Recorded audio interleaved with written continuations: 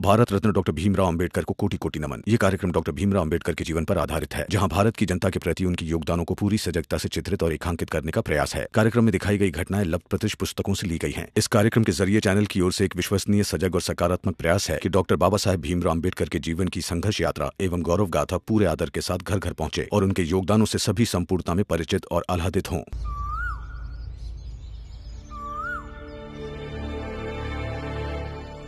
बाबा, वो कहीं नहीं मिल रहा है। आसपास हर जगह देखा लेकिन नहीं मिले। पता नहीं सुबह सुबह कहाँ चलेगा। कहाँ चला गया होगा बेब?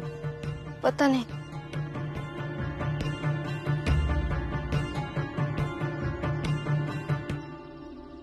चल मेरे साथ।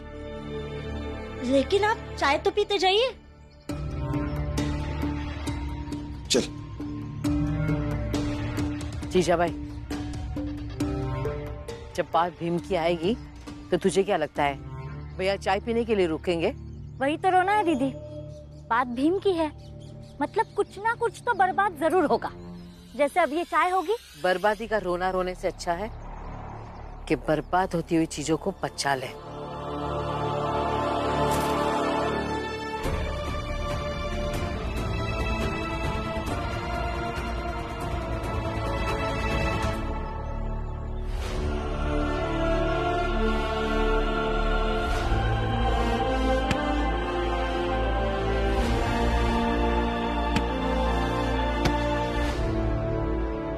मैंने कहा था ना, यही मिलेगा।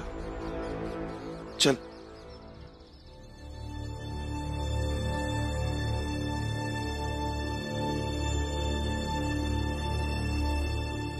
भीम,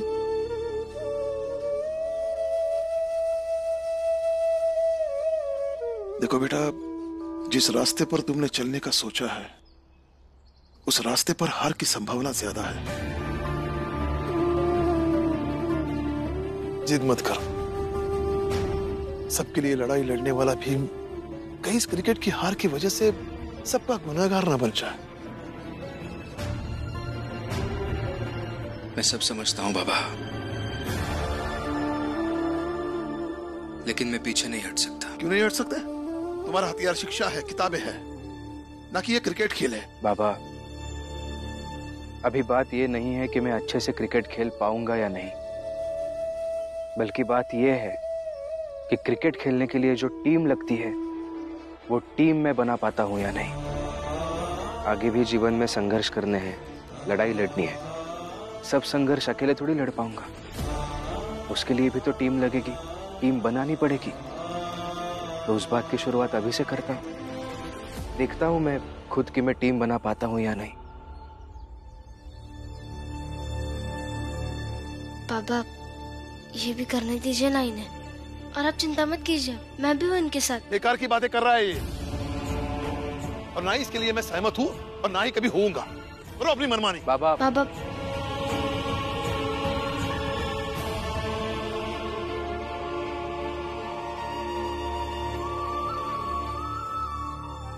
आपने मेरी वजह से चुनौती स्वीकार की है ना, तो आइए मैं आपका अभ्यास करवाती हूँ।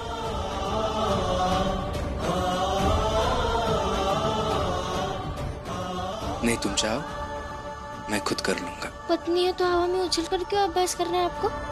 दीजिए ना, करवाती हूँ, दीजिए।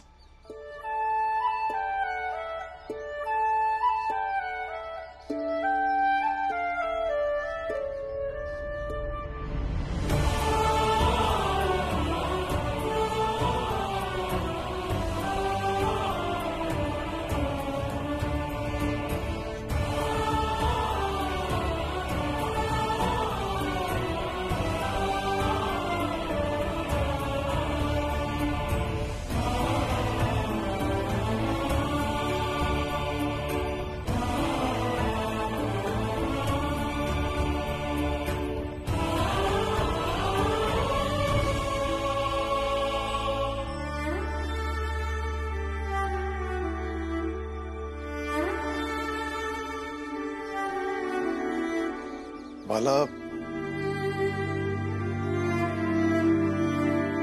बाबा आप यहाँ? हाँ, बाप जब बूढ़ा हो जाए तो बड़े बेटे से सबसे ज्यादा उम्मीद होती है। आप बिल्कुल सही कह रहे बाबा, और मुझे इस बात का अफसोस है कि आपके आकलन में मैं हमेशा बहुत नीचे ही रहा। फिर भी बताइए, आज किस उम्मीद से आए हैं आप? शायद आज मैं आपकी कोई मदद कर सकूं। वो मैंने भीम को समझाने की बहुत कोशिश की, लेकिन वो समझ नहीं रहा। तुम उसके बड़े भाई हो तो तुम्हें उसे सिर्फ समझाना है। बाबा, क्या हुआ भीम को और क्या समझाना है उसे? वो क्रिकेट खेलेगा। अभी इस वक्त चाल वापस पाने का इससे बेहतर तरीका नहीं है हमारे पास। जब रास्ता नहीं दिखता है तो हौसला ही काम आता है। खेलेंगे ना, और अगर जीतेंगे तो चाल वापस मिल जाएगी। अभी बात यह नहीं है कि मैं अच्छे से क्रिकेट खेल पाऊंगा या नहीं, बल्कि बात यह है कि क्रिकेट खेलने के लिए जो टीम लगती है वो टीम में बना पाता हूं या नहीं। अब तुम ही बताओ, हमारा भीम ऐसा नहीं था, और नहीं हमने कभी भीम के बारे में ऐसी कल्पना की थी। बाबा, मुझे माफ कर दीजिए, क्योंकि इस बार भी आपको मुझसे निराशा ही हाथ लगेगी, क्योंकि मेरी नजर में भीम जो कर रहा है वो सही कर रहा है, और इसीलिए मैं उसे समझाऊंगा नहीं। अच्छा, मतलब मैं गलत कर रहा हूं। बाला, हर बार तुम्हें वो फैसला लेना होता है जो तुम्हारे बाबा के खिलाफ हो। तुमने कसम खा ली है क्या, जब तक मैं जिंदा हूं तब तक मुझे दुखी करता रहेगा? पता? बाबा, बाबा, बाबा, आप ठीक है? मैं पानी। ठीक हूं भाई, ठीक हूं। बाबा, मैं फिर से आपसे माफी मांगता हूं, क्योंकि मैं भीम को समझाऊंगा नहीं, बल्कि इस लड़ाई में उसके साथ खड़ा रहूंगा, और जरूरत पड़ी तो खेलूंगा भी।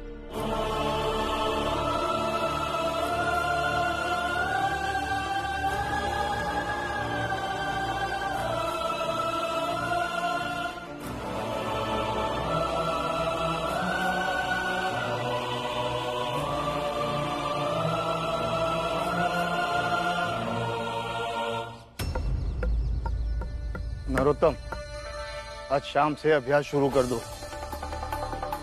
जो खेलना चाहता है सबको बुला लो।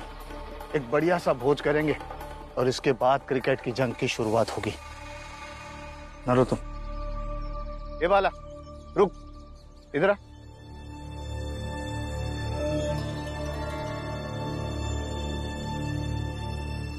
ये वाला, तुझे पता है ना, तेरे भाई भीम को हम लोगों ने हमारे सामने क्रिकेट खेलने की चुनौती दी है। हाँ पता है, और ये भी पता है कि आप लोगों ने उसे वो चुनौती दी है जो आप लोगों के लिए आसान है, लेकिन वो मेरा भाई है और मैं उसे अच्छे से जानता हूं। वो इस चुनौती को भी। भाषण नहीं, फैसला आने दे। और यहाँ तेरा भाई मेरा भाई ये सब नहीं चलेगा, समझा? चल निकल। सुन, एक बात अपनी कान खोलकर सुन और अपने दिमाग में अच्छी तरह से बैठा ले। तेरा भाई भीमराव जब मेरी गेंद का सामना करेगा ना, तो एक गेंद उसके सर पर जरूर मारूंगा, ताकि उसकी भ्रष्ट बुद्धि ठीक हो सके, उसके होश ठिकाने आ जाए। आप भी नरोत्तम जी ध्यान से सुन लीजिए। अगर मैं आपके सामने आ गया ना, तो आपकी गेंद पर छक्का जरूर मारूंगा, ताकि आपका ये जो गुरूर है ना, वो तोड़ सकूं।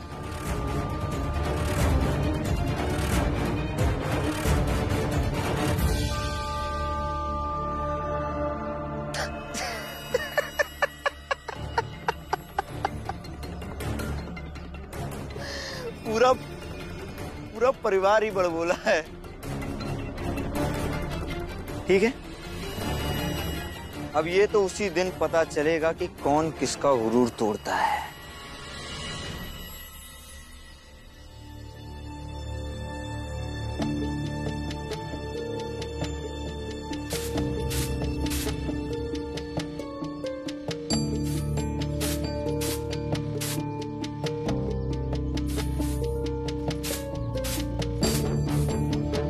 देखिए, हमें क्रिकेट खेलना है तो सबसे पहले उसके लिए टीम बनानी होगी। हर टीम में 11 खिलाड़ी होते हैं। आप में से जो क्रिकेट खेलना चाहता है वो खड़े हो जाए, मैं नाम लिख लेता हूं।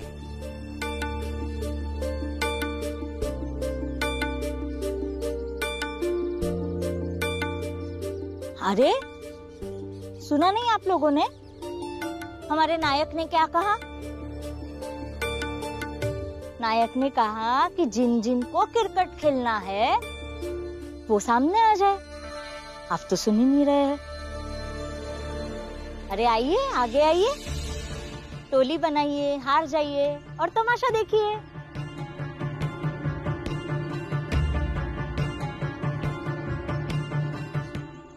ठीक है, सुनिए, आप तो आ जाइए।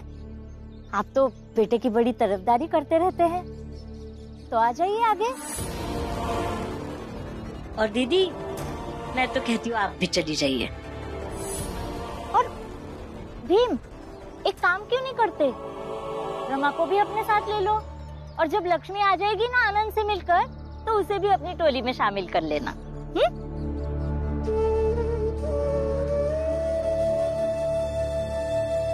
आई, ये क्रिकेट एक लड़ाई है, वापस अपनी चाल पाने की, भुवन काका को इंसाफ दिलाने की और हमारे आत्मसम्मान की। इसलिए इस लड़ाई में आप सब लोग भी हिस्सा लीजिए।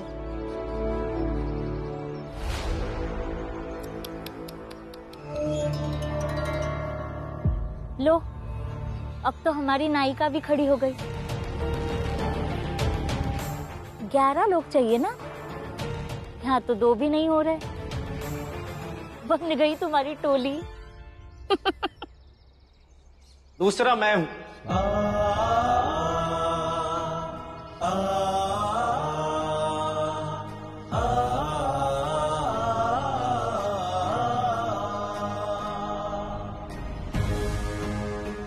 एक भीम और एक बाला, 2 तो हो गया ही।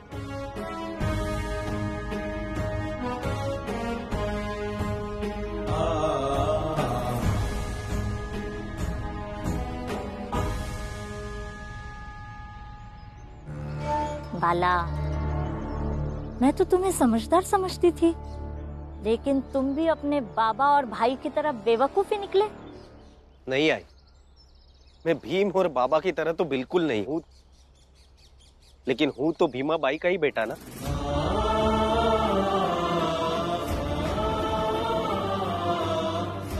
और भीमा बाई के एक बेटे को जरूरत हो और दूसरा ना आए, ऐसे तो होगा नहीं।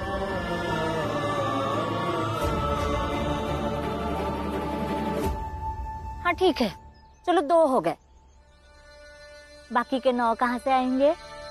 हाँ, 9 को छोड़ो जीजा भाई, अगर ये एक दूसरे मिलकर के तीसरे को भी ले आए ना तो बड़ी बात हो जाएगी।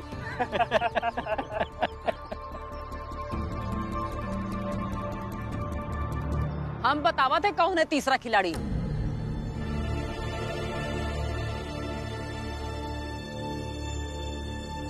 ए जुखू, उठो उठो उठो, खड़े हो। अरे का बाबा? तीसरा खिलाड़ी हुई है ई।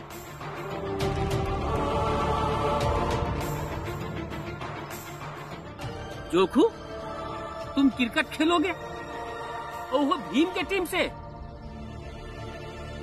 तुम्हारा दिमाग खराब हो गया है का? हम नहीं खेला वे क्रिकेट का खेल। काहे नहीं खेलोगे? हमेशा राम जी भाव और भीम से नफरत करत हो, जब देखो तब बीच बीच में जहर उगलत हो उनके खिलाफ। लेकिन अबे यहाँ तुम्हारी जरूरत है और तुम्हारा खेले के पड़ी। तुम्हारी तरह भीम के समर्थक होने के चक्कर में हम पगला नहीं गए, जो करे लाने खेलेंगे। हाँ?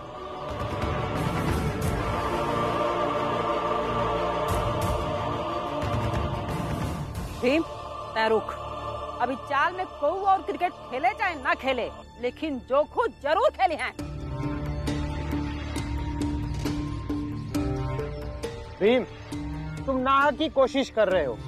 तुम्हारी इस मूर्खतापूर्ण चुनौती में कोई भी चाल वाला तुम्हारा साथ नहीं देगा।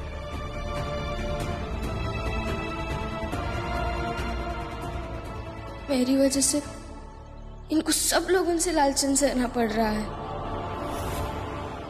भीम कभी कोई मूर्खतापूर्ण काम नहीं करता। ये सब भी वो अपने अकेले के फायदे के लिए नहीं कर रहा। अगर आप सब लोगों ने साथ नहीं दिया तो नुकसान सबका है, इसीलिए खेलना तो पड़ेगा। हाँ बाला, तुम सही कह रहे हो।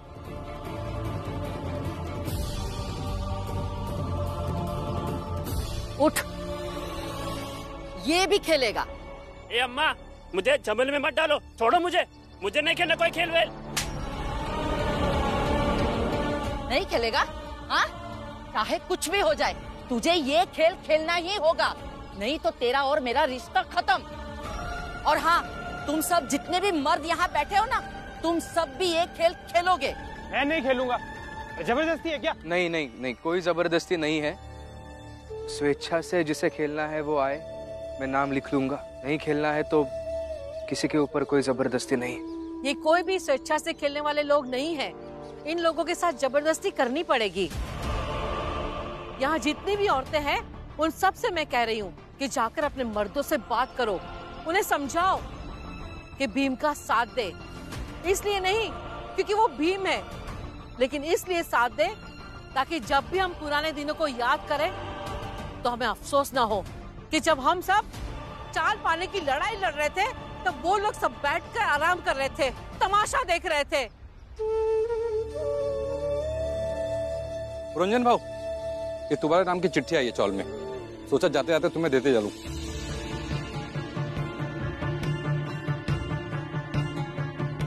राम जी, देखो ना इसमें क्या लिखा है, किसकी चिट्ठी है।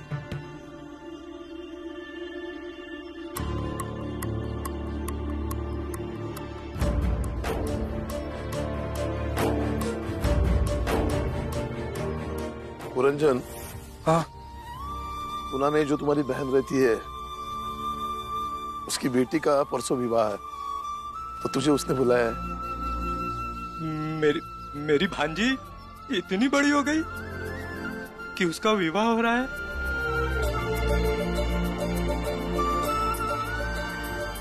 लेकिन राम जी, मैं कैसे जा सकता हूँ? क्यों नहीं जा सकता? हम सब लड़ाई लड़ रहे हैं और लड़ाई को छोड़कर मैं कैसे जाऊंगा? काका, मुझे ऐसा लगता है कि आपको जाना चाहिए। लेकिन देखिए, उनका विवाह बार बार तो नहीं होगा और यहाँ हम सब संभाल लेंगे ना। पुरंजन, तुम अभी का अभी स्टेशन के लिए निकलो, तो ही तुम्हें शाम की रेलगाड़ी मिल जाएगी ना। ये लीजिए काका, चाहिए। ठीक है दीदी, आप सब लोग कह रहे हैं तो मैं चला जाता हूँ। और भीम बेटा, तुम ये खेल ना जरूर जीत जाना, उसके बाद मैं सबको मिठाई खिलाऊंगा। जी काका।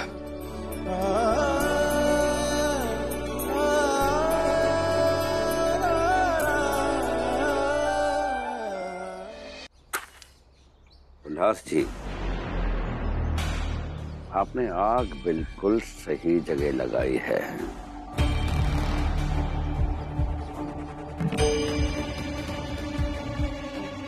उस भीमराव की चाल में हंगामा हो गया है।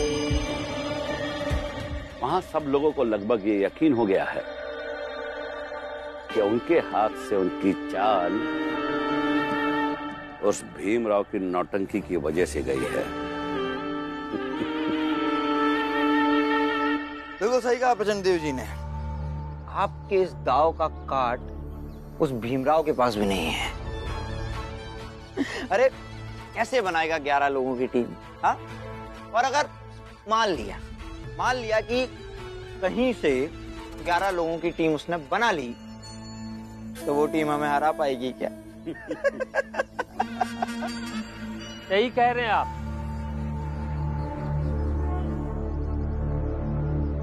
एकदम सही कह रहे हैं आप।